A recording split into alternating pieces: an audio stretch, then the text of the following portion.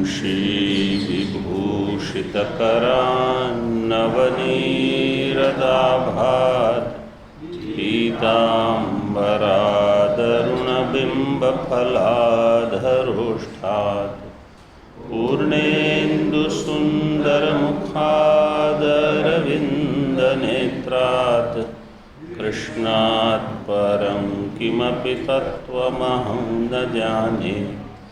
शङ्करं शङ्कराचार्यं केशवं बादरायणं सूत्रभाष्यकृतौ वन्दे भगवन्तौ पुनः पुनः। ईश्वरो गुरुरात्मेति मूर्तिभेदविभागिने व्योमवद्व्याप्तदेहाय दक्षिणामूर्तये नमः। ओम शांति शांति शांति।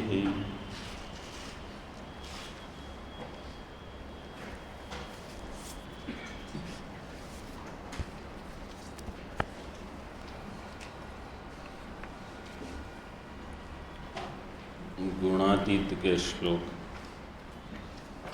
साथ में बोलेंगे। प्रकाशम च प्रवृत्ति च, वहाँ से प्रकाशं च प्रवृत्तिं च मोहमेव च पाण्डव न द्वेष्टि सम्प्रवृत्तानि न निवृत्तानि काङ्क्षति उदासीनवदासीन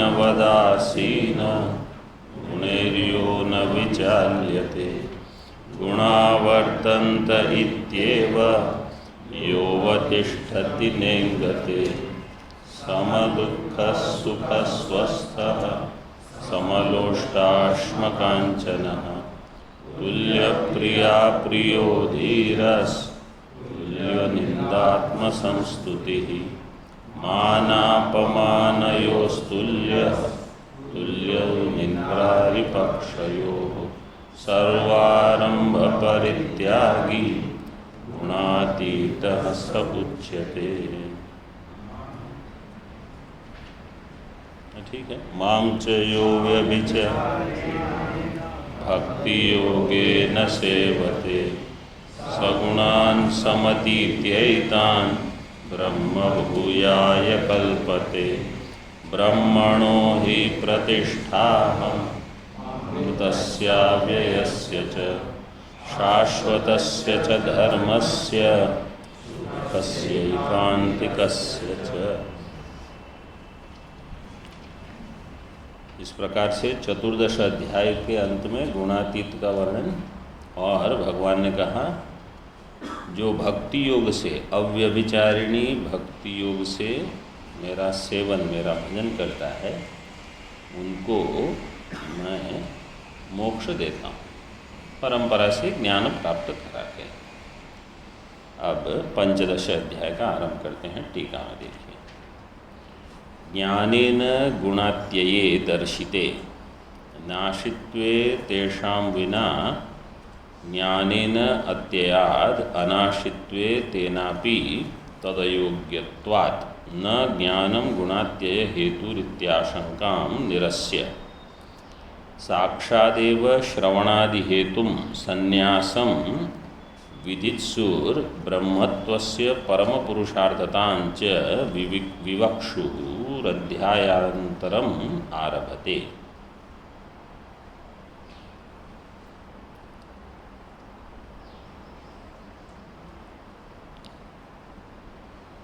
ज्ञानेन गुणात्यये दर्शिते, ज्ञान के द्वारा गुण का अत्यय, गुणातीत होना जो भगवान ने बताया था वो बता दिया पूर्व अध्याय में अंत में। गुणात्यय दर्शिते तेषां नाशित्वे, तेषां विना ज्ञानेन अत्ययात् अनाशित्वे तेनापि तत् अयोग्यत्वात्।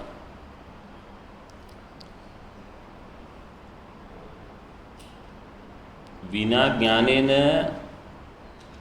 अत्ययात्, बिना ज्ञान के भी अगर ये हो जाता है, क्योंकि भगवान ने कहा भक्ति से हो जाएगा पूर्व अध्याय में। अनाशित्वे तेनापि तद अयोग्यत्वात् न ज्ञानम गुणत्यय हेतु। तो केवल ज्ञान से ही गुण का अत्यय होगा ये आवश्यक नहीं है, क्योंकि ज्ञान से नाश नहीं होने पर भी गुण का अत्यय हो जाएगा। इसलिए ज्ञान अत्यय का हेतु है ये सिद्ध नहीं हुआ। तद अयोग्यत्वात् न ज्ञानम गुणात्यय हेतु इति आशंका। ऐसी अगर किसी की शंका हो उसका निराश करते हैं। निरस्य साक्षादेव श्रवणादि हेतुम संन्यासम। श्रवणादि इसका साक्षात हेतु है और श्रवणादि हेतुम संन्यासम। संन्यास हो तो श्रवणादि सरल हो जाते हैं। श्रवणादि हेतुम संन्यासम विदित्सु। विदित्सु, विदित्सु में धातु क्या होगी? दुधाएं धारण पोषण योग। फिर सन प्रत्यय लगेगा और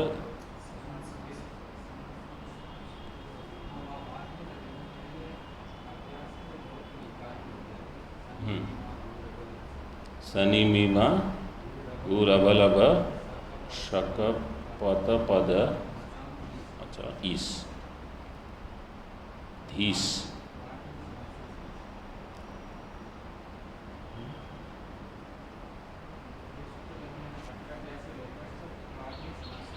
हाँ, तो विदित्सु मतलब वेदितुम इच्छुक। तो भगवान ये विधान कर रहे हैं, विधान करने की इच्छा से। क्या? संन्यास का विधान किस लिए? श्रवणादि हेतु।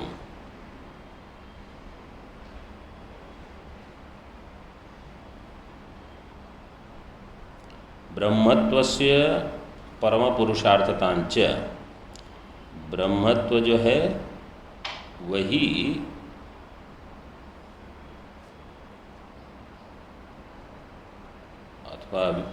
संन्यासम विदित्सु ब्रह्मत्वस्य परम पुरुषार्थताम च। ब्रह्मत्व की प्राप्ति ही परम पुरुषार्थ है।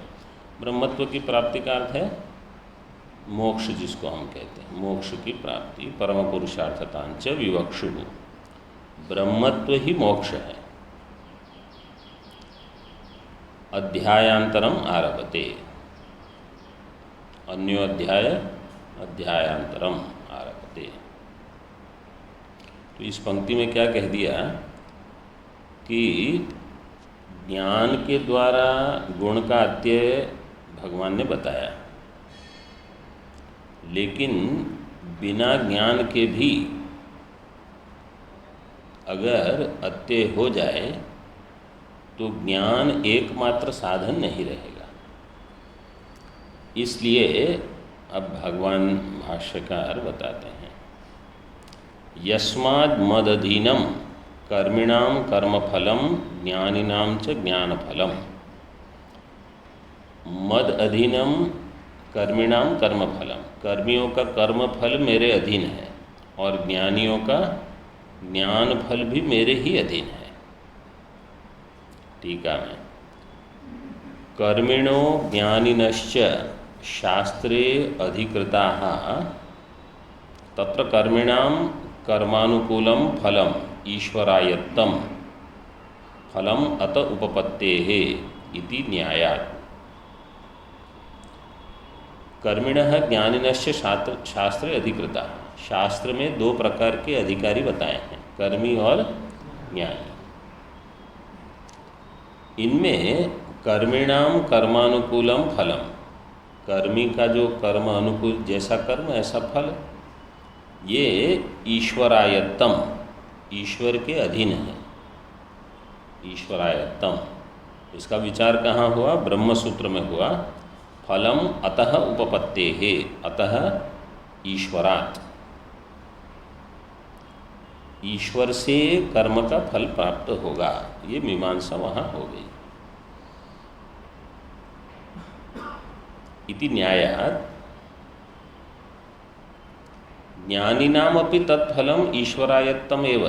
ज्ञानी का जो फल होगा मोक्ष फल, ये भी ईश्वर के ही अधीन है। ततो ही अस्य बंध विपर्ययौ इति उक्तत्वात् यस्मादेवं तस्माद् ये भक्त्याख्येन योगेन मामेव सेवन्ते ते मत्प्रसाद द्वारा ज्ञानं प्राप्य गुणातीता मुक्ता भवन्ति इति स्थितम् इत्यर्थः।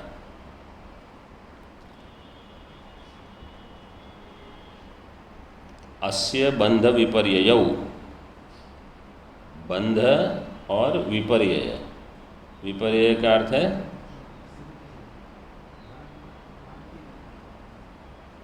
यहाँ विपर्यय का अर्थ क्या लोगे? मोक्ष। बंध से जो विपरीत है मतलब मोक्ष। बंध विपर्ययौ।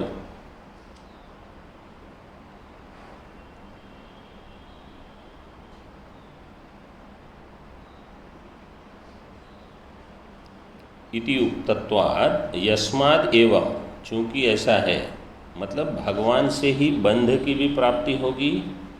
जो कर्म का फल होगा वो क्या होगा? बंध। और जो ज्ञान का फल होगा वो मोक्ष है। तो दोनों प्रकार के फल वहीं से प्राप्त होंगे। यस्माद् एवं तस्मात्, इसलिए ये भक्त्याख्येन योगेन मामेव सेवन्ते। भक्त्याख्य योग, भक्ति आख्या यस्य योगस्य स योगः भक्त्याख्यः मामेव सेवन्ते ते मत्प्रसाद द्वारा ज्ञानं प्राप्य गुणातीता मुक्ता भवन्ति। तो जो मेरा सेवन भजन करते हैं उन्हें मत प्रसाद द्वारा ज्ञान प्राप्त होगा। मतलब ऐसे नहीं कहा कि सीधे उनको मोक्ष हो जाएगा, मोक्ष केवल ज्ञान से ही मानेंगे। लेकिन जो भजन भक्ति करेंगे उनको भगवान के आशीर्वाद से ज्ञान प्राप्त हो जाएगा। भक्ति का लाभ क्या होगा? एकाग्रता हो जाएगी, मन अन्य कहीं नहीं अटकेगा। ये भी चाहिए वो भी चाहिए, उससे समाधान हो जाएगा। तो जब इतना निश्चित हो जाता है तो ज्ञान से तुरंत मोक्ष हो जाएगा। जैसे हम कभी कभी पढ़ते हैं कि अथवा सुनते हैं कि अच्छा उनको तो मोक्ष हो गया, कैसे हो गया, इनको मोक्ष कैसे हो गया?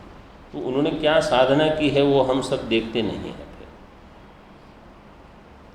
उनकी साधना ये है कि संसार से विरक्ति।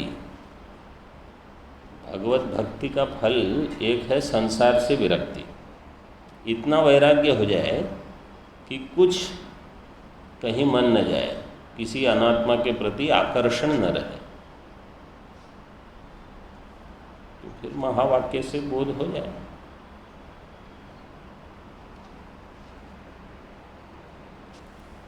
मत प्रसाद द्वारा ज्ञानम प्राप्य गुणातीता मुक्ता भवन्ति, ये गुणातीत हो जाएंगे।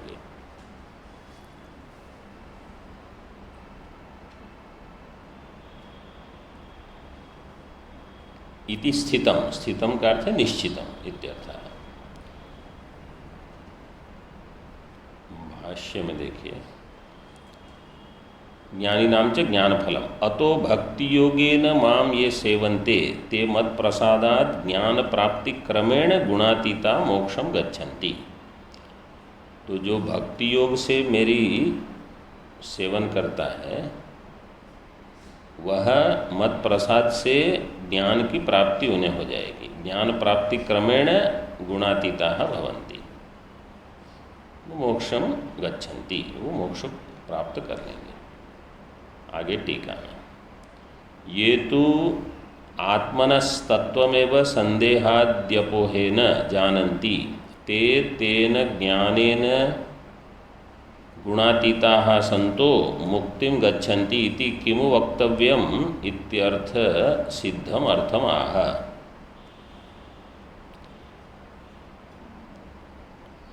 ये तु आत्मनस्तत्त्वमेव संदेहादि अपोहेन जानन्ति। पूर्व में किसके बारे में कहा? जो भक्ति के द्वारा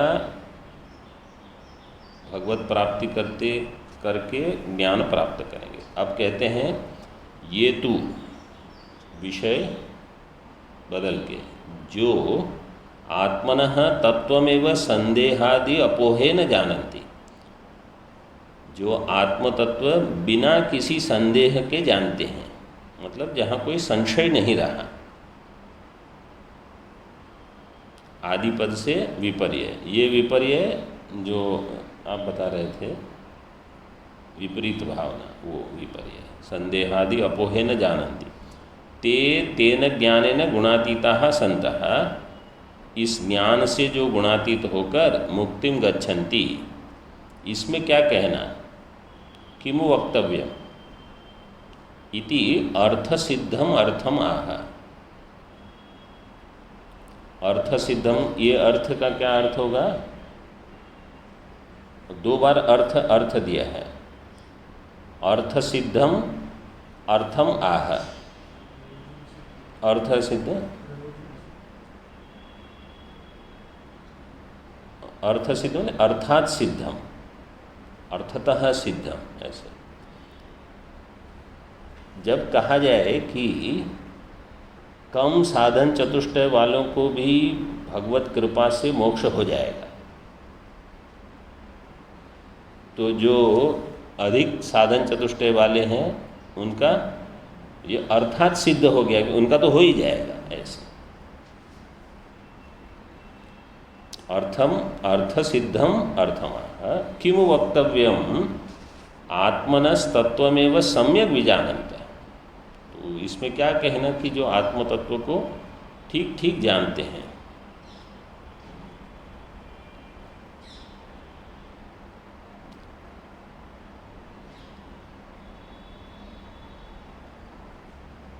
टीका में आत्मतत्वा ज्ञानम यतः संसार हेतु ज्ञानम मोक्षानुकूलम अतो अर्जुनेन किं तत् इति अपृष्टमपि तत्वं भगवान उक्तवान प्रश्नाभावेपि तस्य तद्व्युत्पादन अभिमानाद इत्याह। आत्मतत्व अज्ञानम यतः संसार हेतु, संसार का हेतु क्या है? आत्मतत्व का अज्ञान। आत्मतत्वाज्ञानम संसार हेतु, तो ज्ञान क्या होगा? मोक्ष का हेतु, मोक्ष अनुकूलम। इसलिए अतो अर्जुनेन किं तत् इति अपृष्टमपि, किं तत् आत्मज्ञानम, क्योंकि अभी उस भाष्य की पंक्ति फिर से देख लीजिए। किमु वक्तव्यम आत्मनस्तत्त्वमेव सम्यक विजानन्ति, जो आत्मा का तत्व ठीक ठीक जानते हैं। तो आत्मा का तत्व क्या है ये अर्जुन ने नहीं पूछा, लेकिन भगवान फिर भी बताएंगे। आत्मनः तत्वम किम, तो आत्मनः तत्वम एव सम्यक विजानन्तः इति अतो भगवान अर्जुनेन अपृष्टमपि आत्मनः तत्वम विवक्षु। अर्जुन ने ये नहीं पूछा कि भगवान फिर ठीक है आत्म तत्व क्या है, फिर भी भगवान बताते हैं। अर्जुनेन अपृष्टम, अपृष्टम में धातु क्या होगी? प्रचगीप्सायाम, प्रत्यय निष्ठा प्रत्यय लगेगा। फिर प्रच्छ से पृष्ठ कैसे हो जाएगा?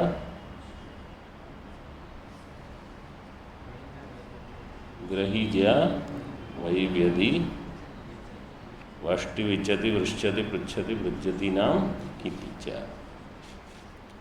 संप्रसारण होके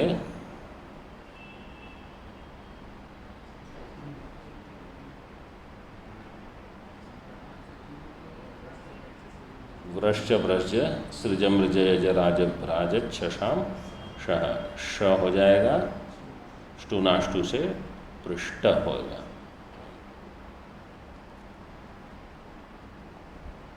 तो अपृष्टम अपि, अर्जुन ने कोई प्रश्न, क्योंकि इस अध्याय में अर्जुन का प्रश्न नहीं है, भगवान सीधे ही उत्तर देते हैं।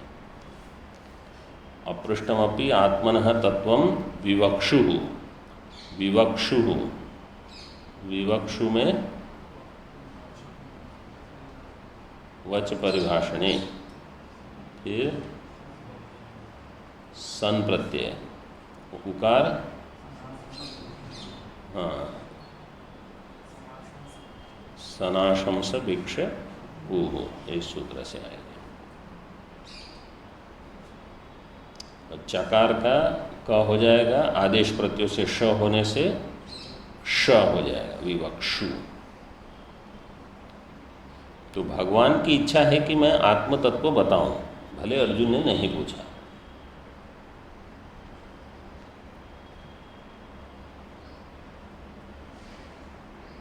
टीका में तद इति अपृष्टमपि तत्वं भगवान उक्तवान, प्रश्नाभावे अपि तस्य तद्व्युत्पादन अभिमानात् इत्याह। प्रश्न के अभाव में भी और उसका व्युत्पादन करना है। अभिमानात् का अर्थ कैसे करेंगे कि भगवान को उसका व्युत्पादन कराना है, बुद्धि में उत्पन्न हो, इसलिए अतः इति, अतो भगवान। श्लोक भी देखेंगे। श्री भगवान उवाच ऊर्ध्वमूलमधः शाख मश्वत्थं प्राहुरव्ययम् छन्दांसि यस्य पर्णानि यस्तं वेद स वेदवेत्।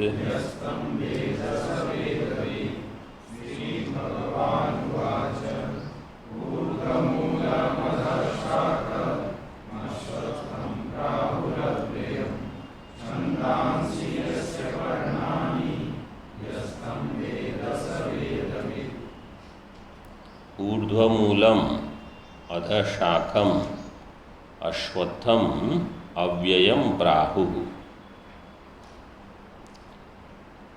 यस्य पर्णानि छन्दांसि यः तं वेद स वेदवित्।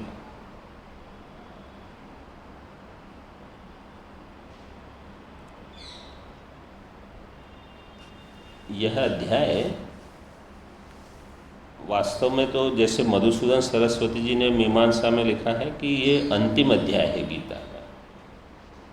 इसके बाद जो है वो खिलकांड, जो पूर्व में बताया था लेकिन विस्तार नहीं हुआ था, उसका विस्तार 16, 17 और 18 में उपसंहार पूरे का पुनः बताते हैं। और इसी अध्याय को भगवान ने अंत में कहा ये शास्त्र है। क्योंकि ये अध्याय से हम परिचित हैं इसलिए पहले से विचार कर सकते हैं।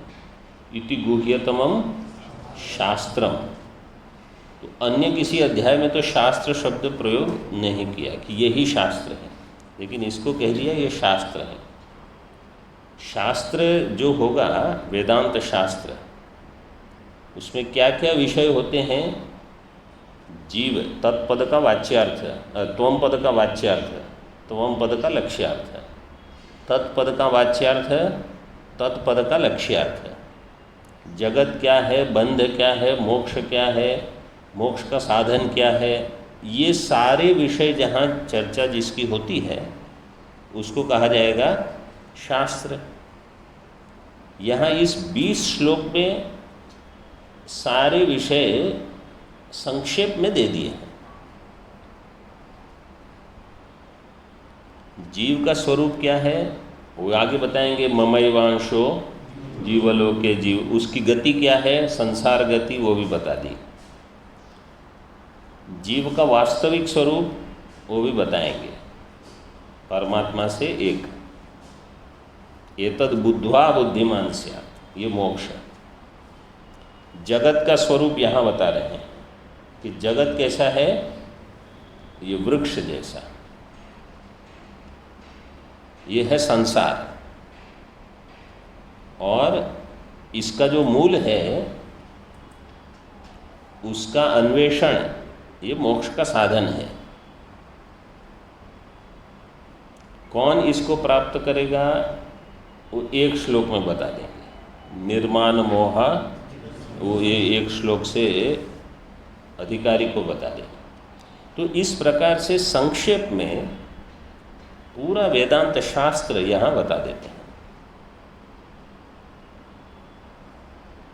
और मुख्य इसका विषय है आत्मनः तत्वम्, आत्मा का स्वरूप क्या है, जो पुरुषोत्तम इस शब्द से बताएंगे। जो क्षर पुरुष नहीं है, अक्षर पुरुष भी नहीं है, इससे विलक्षण है, उत्तम है। उत्तम पुरुषस्तु अन्य। तो एक अध्याय में पूरा शास्त्र निचोड़ ऐसे दिया है। अब यहाँ श्लोक में देखिए क्या किया, कहा यह तम वेद स वेदवित्। यह तम वेद, तम कम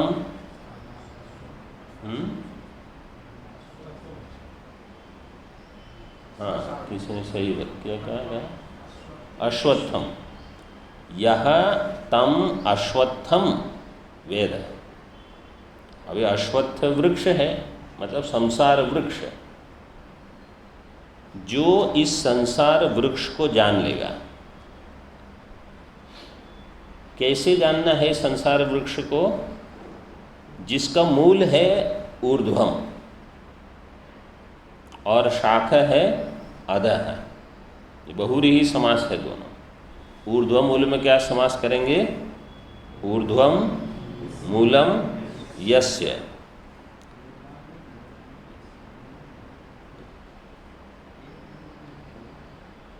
इसका एक अभी वो आगे जो बताएंगे, यहाँ तो एक ही परमात्मा स्वरूप जो होगा वो एक मूल ऐसे, क्योंकि ये ऊपर है। मतलब इस वृक्ष को परमात्मा जो कि इस वृक्ष का कारण है उसके सहित वृक्ष को जानना है। और अधः शाखा, उसकी शाखाएं जो नीचे हैं उसके सहित संसार वृक्ष को जानना है, जिसके पर्ण वेद वाक्य हैं छंदांसी, उसके सहित संसार को जानना है। मतलब संसार में कर्मकांड भी बहुत है। जहाँ जहाँ तारतम्य दिखता है वो किसका फल है? कर्म का फल है। कोई भी किसी भी स्थान पर है तो उनका कर्म, उनकी उपासना है। वो किससे उसका विधान होता है? वेद से। तो इसलिए छंदांसी दे दिया। इस संसार वृक्ष में इतनी सारी चीजें बता दी। इसका मूल है परमात्मा। परमात्मा से ही जिस संसार वृक्ष का उद्भव हुआ है। और इसकी शाखाएं जो नीचे हैं, अधः शाखा के लिए समास कैसे होगा? अधः शाखा यस्य सह अधः शाखा। ह्रस्व कैसे हो जाएगा? कैसे? गोस्त्रियोर उपसर्जनस्य, इस सूत्र से ह्रस्व हो जाए। अधः शाखा तम अधः शाखम, अधः शाखम वृक्षम, ऊर्ध्वमूलम वृक्षम। ये सब वृक्ष के लिए अन्य पद है, इसमें अनेकम अन्य पदार्थ है। समास इस सूत्र से हुआ। अश्वत्थम, जो इस वृक्ष को जानता है वो वेदवित् है, वो वेदों को जानने वाला है।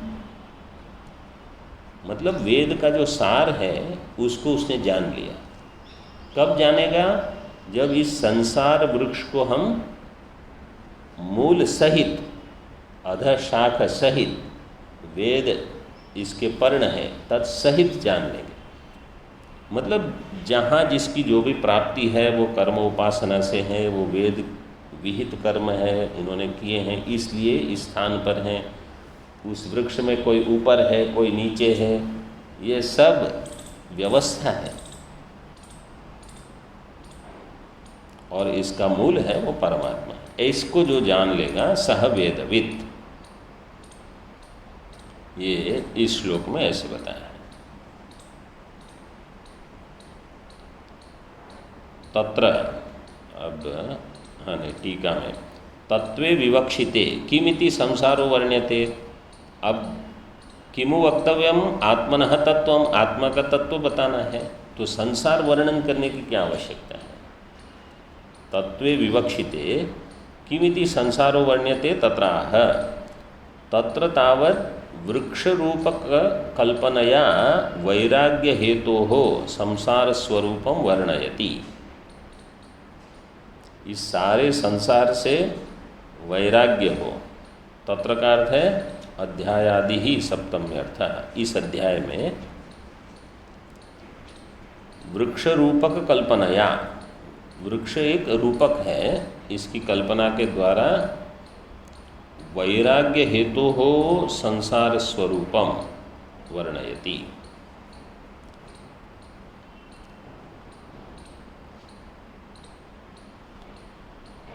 वैराग्य हेतु हो संसार स्वरूपम, वैराग्य हेतु में क्या विभक्ति है,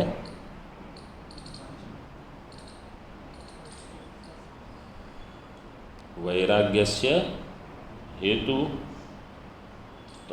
तस्य हेतु हो, वैराग्य हेतु हो, इसका अन्वय किसके साथ होगा,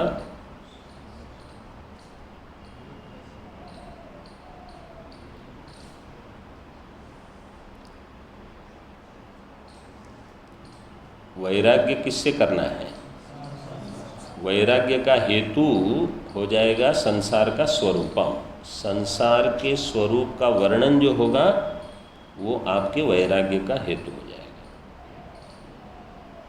संसार के स्वरूप को सुन के वैराग्य होगा, इसलिए उसको बताते हैं। तावद वृक्ष रूपक कल्पनया वैराग्य हेतु हो संसार स्वरूपम वर्णयति। तो वैराग्य की क्यों आवश्यकता है, कोई ये प्रश्न पूछेगा।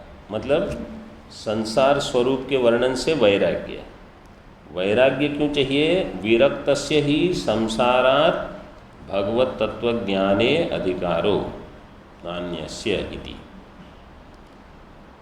संसारात् विरक्तस्य, संसार से जो विरक्त होगा उसका ही भगवत तत्व ज्ञान में अधिकार है, न अन्यस्य, अन्य किसी का भगवत तत्व ज्ञान में अधिकार नहीं होगा। मतलब जब तक संसार वैराग्य नहीं हुआ तब तक ज्ञान नहीं होगा।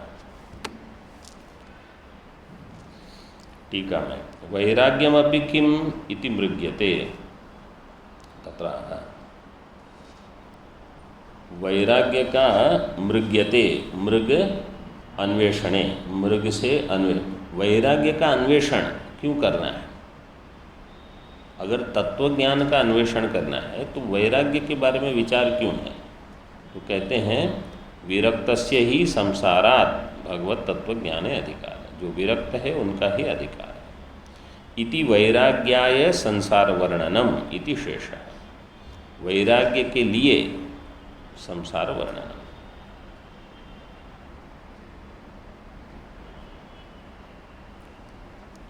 नाश संभावनायै वृक्ष रूपकम बंध हेतोर दर्शयति। अभी ऊर्ध्वमूल से व्याख्या आरंभ करेंगे। नाश संभावनायै वृक्ष रूपकम बंध हेतु हो दर्शयति। वृक्ष रूपकम दर्शयति, वृक्ष रूपकम बता रहे हैं, क्यों, बंध हेतु हो नाश संभावनायै। नाश संभावनायै क्या विभक्ति है, चतुर्थी। चतुर्थी किस अर्थ में,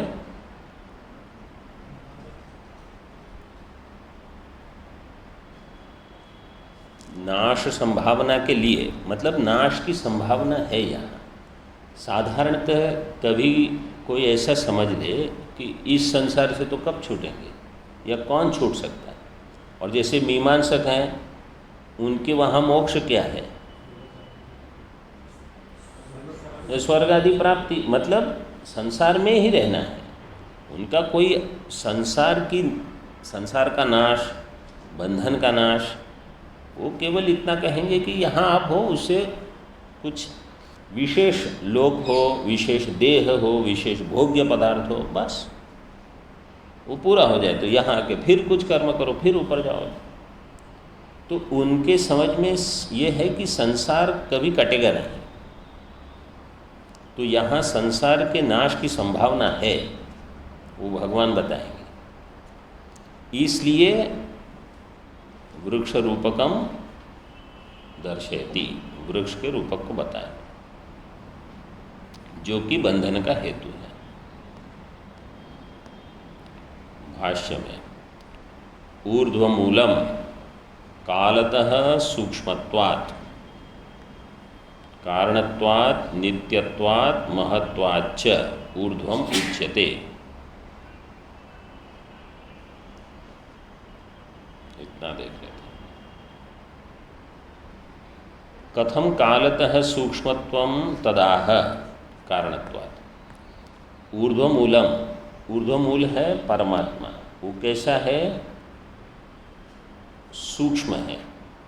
कालतः सूक्ष्म क्यों कहा, क्योंकि कारण है, कारणत्वात्। जो कारण होगा वो कार्य की अपेक्षा सूक्ष्म होगा।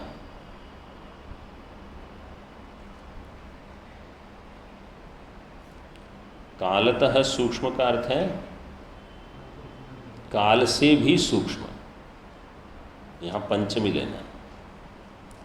काल जो है उससे भी सूक्ष्म है, क्योंकि काल का भी ये कारण है,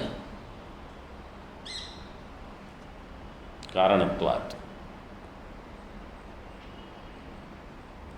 और नित्य है, टीका में तदेव कथम कार्यापेक्षया नियत पूर्वभावित्वात् इत्याह। कारण जो होता है वो कार्य की अपेक्षा नियत पूर्वभावी होता है। नियत का अर्थ है नियमित रूप से, जब जब कार्य होगा उसके पूर्व क्षण में कारण विद्यमान होगा ही होगा। कार्य अपेक्षया नियत पूर्व भावित्वाद इत्याह नित्यत्वात्। जो कारण है वो नित्य भी होगा कार्य की अपेक्षा। सर्वव्यापित्वाच्च उत्कर्षम संभावयति, और सर्वव्यापी है, सर्वव्यापित्वात् उत्कर्षम, उत्कृष्ट है, महत् है। क्यों महत् है, हेतु दिया है वहाँ। सर्वव्यापित्वात्, सभी को व्याप्त करके रहता है, इसलिए उत्कृष्ट है। उत्कृष्ट का अर्थ कर दिया महत्, महान है, मतलब जहाँ कोई भी कार्य होगा यहाँ ये कारण उपलब्ध होगा। महत्वाच्च, इसलिए इसको कहा ऊर्ध्वम। ऊर्ध्वम उच्यते ब्रह्म। तो ये मूल क्या है, ब्रह्म। कैसा है वो, सूक्ष्म कारण नित्य महत्। सूक्ष्मत्वात् कारणत्वात् नित्यत्वात् महत्वात् ऊर्ध्वम उच्यते, इसलिए उसको कह दिया ऊर्ध्वम।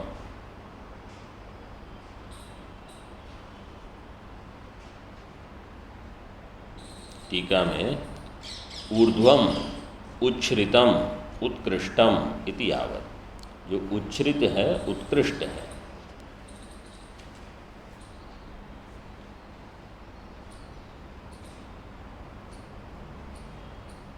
तस्य कूटस्थस्य कथम मूलत्वम इत्याशंक्या।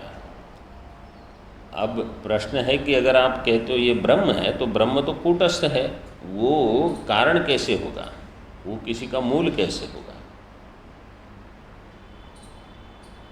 इति आशंका है, अव्यक्त माया शक्तिमत् तन्मूलम अस्य इति सोयम संसार वृक्ष ऊर्ध्वमूलः।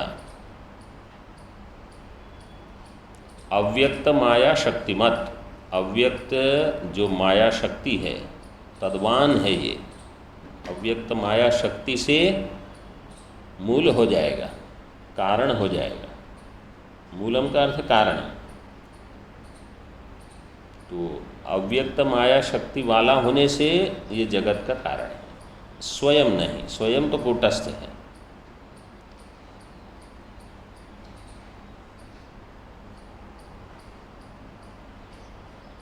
अव्यक्त माया शक्तिमत् तन्मूलम अस्य,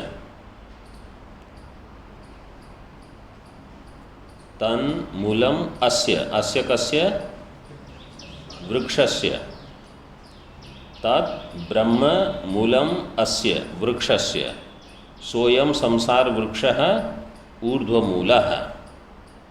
ऐसा ये जो संसार वृक्ष है ऊपर मूल वाला। अब यहाँ ऊर्ध्व से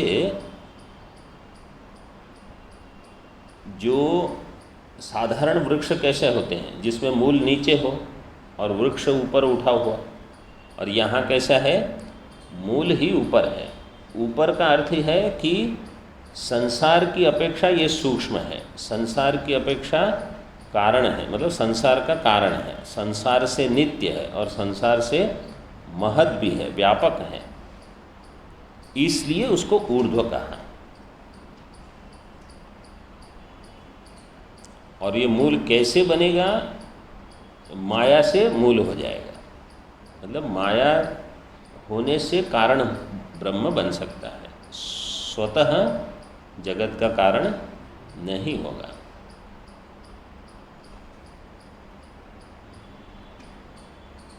ऊर्ध्वमूलः श्रुतेश्च, टीका में स्मृति मूलत्वेन श्रुतिम उदाहरति।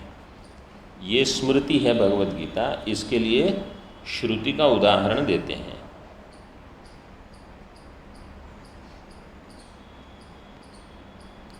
ऊर्ध्वमूलो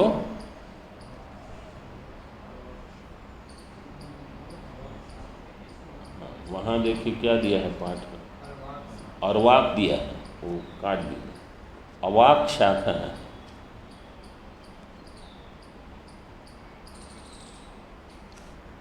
ऊर्ध्वमूलो अवाक, वहाँ भी यही कहा कि जिसका मूल ऊर्ध्व है और शाखा नीचे है, अवाक शाखा। एषो श्वत्थः सनातन, सनातन में क्या प्रत्यय लगेगा, ट्युट्युलो तुर्च। क्या है सूत्र, सायं,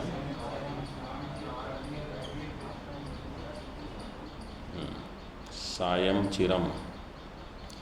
अवाक शाखा है, ऊर्ध्वमूल अवाक शाखा, ये हो गया। तो कठोपनिषद में जो विस्तार दिया है इसका भाष्य यहाँ तो बहुत ही संक्षेप में दिया है। कठोपनिषद में बहुत बड़ा विस्तार है कि वृक्ष में क्या क्या है, सब कुछ है। वृक्ष में पक्षी क्या क्या दिए हैं, ब्रह्मा से लेकर सारे जीव जो हैं, सबसे बड़ा घोंसला उनका है, नीड, ऐसे यहाँ भी शायद वो दिया है आगे। तो सभी उसी में है संसार में। और अनेक प्रमाण से ये ज्ञात होता है। यहाँ बहुत शब्द होता है, नरक आदि में बहुत शब्द होता है, पृथ्वी लोक में भी खुशी हो तो थोड़ा शब्द होता है, दुख हो तो बहुत शब्द होता है। हा हा, मुंच मुंच, इस प्रकार से सब वहाँ विस्तार से दिया है। संसार वर्णन भगवान भाष्यकार इसलिए करते हैं क्योंकि वैराग्य हो जाए। टीका में अर्वांच्यो निकृष्टा शाखा इव महदाद्या यस्य स तथा। अब यहाँ अर्वांच्य तो ये शब्द दिया है, लेकिन श्लोक श्रुति में तो अवाक ही है। अर्वांच्यो का अर्थ है निकृष्टा शाखा, जिसकी शाखाएं नीचे हैं। इव महदाद्या, यस्य शाखा इव शाखा, इसकी शाखाएं क्या क्या है? महद आदि, मतलब महद, अहंकार, तन्मात्रा, ये सब शाखाएं हैं इस संसार की। ऐसे जो पूर्व में कहा था क्षेत्र के वर्णन में, महाभूतान्य अहंकारो बुद्धिरभि, तो बुद्धि से महत तत्व लेना। प्रकृति संसार वृक्षे पुराण सम्मतिम आह, इसमें पुराण की सम्मति बताते हैं। अव्यक्त मूल प्रभवस तस्यैवानुग्रहोत्थितः बुद्धिस्कंधमयश्चैव इंद्रियान्तरकोटरः।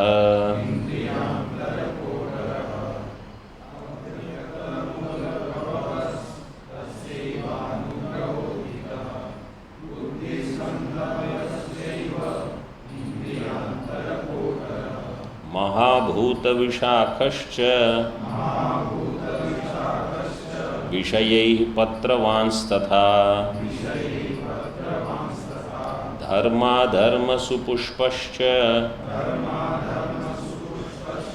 सुखदुःखफलोदयः।